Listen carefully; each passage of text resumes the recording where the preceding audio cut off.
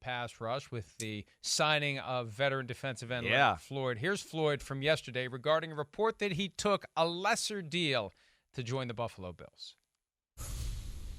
Why would you leave money on the table to come here to Buffalo to play for the Bills? Oh, it was simple. I want to win. I want to win the Super Bowl.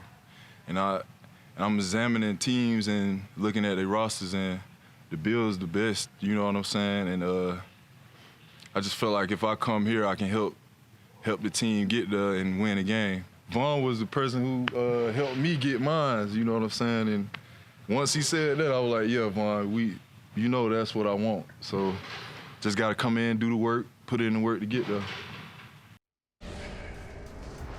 Yeah, and look, this is what they needed. This allows them to take it easier with Von Miller. Don't rush him back. Don't bring him back week 1. Make it week 6. Put him on the PUP list. Save him for later in the season. Have that great rotation. And then you've got Leonard Floyd with Gregory Rousseau and their other defenders who got to the quarterback last year. So I think it was smart, and smart on both sides to make this happen. At a time when we're thinking about the Bills adding to their offense, hey, add to your defense. That'll help your offense as well. Yeah, sure. I love the move. I mean, Mike, what was that? Was that earlier was that Monday or last week when we talked about Leonard Floyd? Monday. It was Monday. You're right. I mean, this is one of the breaking news: nuclear holocaust. Yeah, right. We interrupt this program for a special report. That was Monday too. Yeah, that was Monday too. Yeah, thank you, Dr. Doom. We remember. But this is one of my favorite signings of the offseason. I think this guy's a hell of a player. I don't think he's getting the credit he deserves. He's a little bit at that point of his career where people get scared. But when you put on the film and study him a little bit, you're going to watch, like you heard me say on Monday, a really complete football player.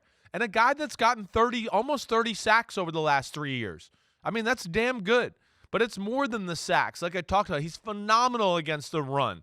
He's a phenomenal athlete in coverage. I used to call him the praying mantis because of how long he is and athletic he is out in the football field. So I think it's a great signing by them, and I think he'll fit that culture. And I got to think Von Miller probably played a part in this conversation too.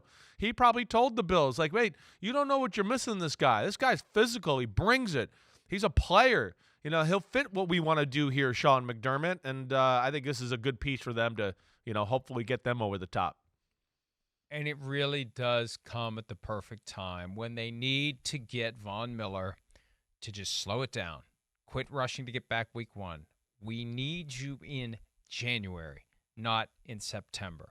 So maybe they can hold him out until week 6, bring him along slowly, work him into the rotation, and then unleash him when they're facing the Bengals or the Chiefs or the Jaguars or the Ravens. That's right. Or any of the other great teams that they may encounter in the playoffs, assuming they get there. It's still not a no-brainer that anyone other than the AFC East champion is going to get there. And it's not a no-brainer that Bills are going to win the AFC East again, not with what the Dolphins and Jets have done this offseason. Is anything anything? Nothing's a no-brainer. The only thing that's a brainer, all right, and the fact of in lieu of a no-brainer is the Chiefs are going to be in the playoffs. That's the only thing I feel confident about saying in the AFC. Other than that, I mean, it is up for grabs. I mean, I feel extremely confident the Chiefs will be in the playoffs. Yeah.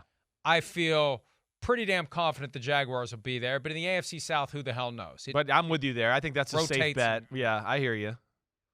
I feel like the Bengals will find a way back, but who knows? Injuries could affect them because they've got the Ravens and the Steelers, and who the hell knows what the Browns are going to be. So You're right. Other than the Chiefs, it's Chiefs plus 6 other teams in the playoffs. And stay tuned for the 17 games to see who they are, because there's going to be teams that don't make it that are good enough to have the planets line up and run the table. Exactly. Yeah. I think that's what we're looking at. We're looking at one of those kind of years in the AFC where we might have teams that don't make the playoffs where you go, they could have won the Super Bowl this year.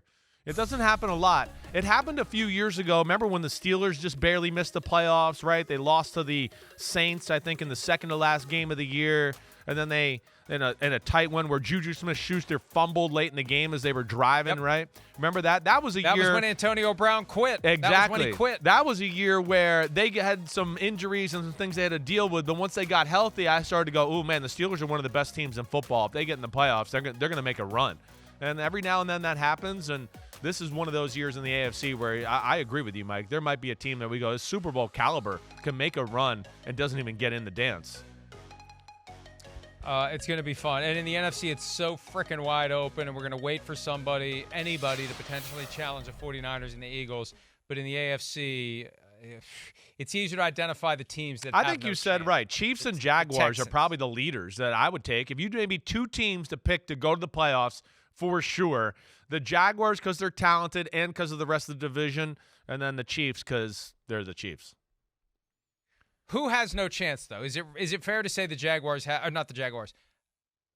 Who am I thinking of? The Texans. The Texans are the one team. If you had to pick one team in the AFC that has no chance, it would be the Texans. I would agree with that. And watch, they'll make the playoffs. Yeah, but I would agree with that. I think that's the one D'Amico team Ryan. for sure. Yeah, I'd look at them for sure, yes. Hi, it's Mike Florio. Thanks for watching PFT on YouTube. Hit subscribe for the latest news and analysis from Pro Football Talk.